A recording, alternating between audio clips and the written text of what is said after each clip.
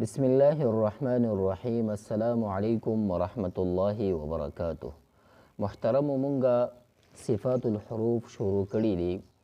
پاغه کې مونږه دویمه جوړه پرون ویلې وه په تیر درس کې. په هغه کې مونږ رخاوه وویله.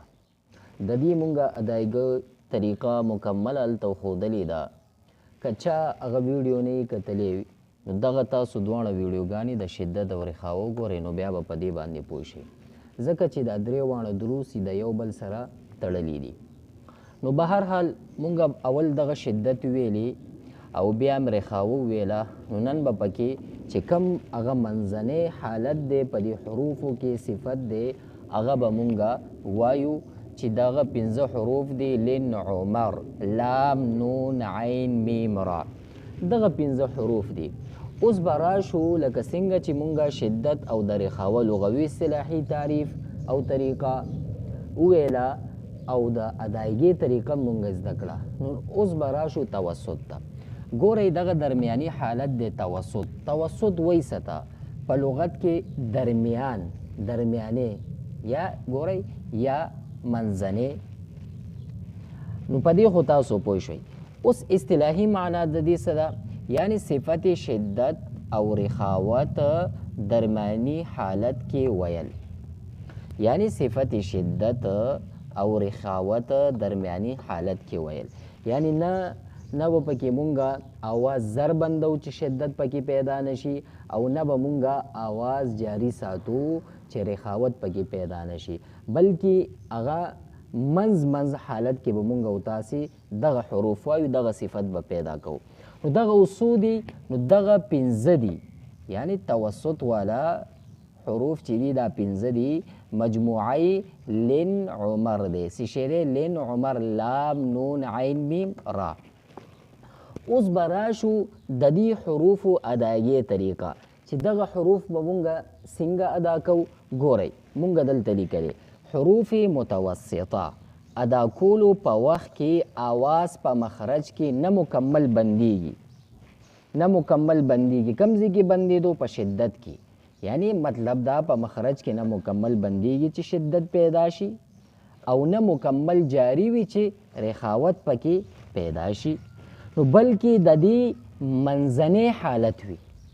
نو په دې باندې ځان پوه کوئ نو تاسو ټول په دې سبق باندې به پوه شئ. ګورئ طریقه یې ادایګي دا ده: حروف متوسطه یعنی دغه 15 ادا کولو په وخت کې آواز په مخرج کې نه مکمل بندیږي چې شدت پیدا شي او نه مکمل جاری وي چې رخاوت پیدا شي، بلکې د دې منځنی حالت وي. منځنی حالت وي. نو زه په مثالونو سره تاسو ته واضح کم. تاسو دغه مثالونه وګورئ. په دې کې اول لام دی، لام. نو دلته مونږ مثال کې ورکړی. ګوره ال، ال. ګورئ ال کې چې زه شدت پیدا کړم نو بیا څنګه راځي؟ ال، ال. خیال هم دی. نو که اوس دې کې زه رخاوت پیدا کړم نو ال، ال. ولې چې سا پکې جاری وي که نه؟ نو دواړه غلط راله.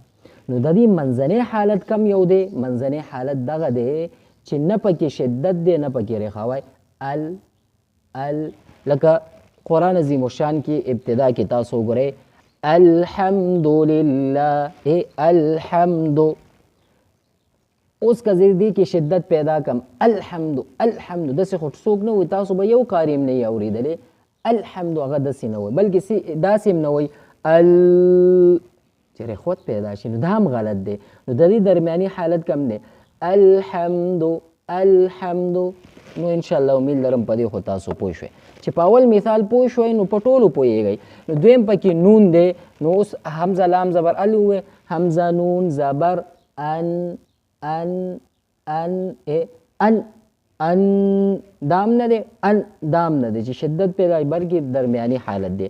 همدغه رنګې حمزه عین زبر ا، دې کې هم درمیاني حالت دی، نه شدت دی نه رخوت. همدغه رنګې حمزه میم زبر ام، ار. دا ټول به تاسو وګورئ. صحیح ده؟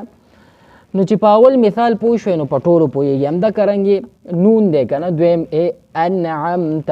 نو موږ داسې نه وایو انعمت.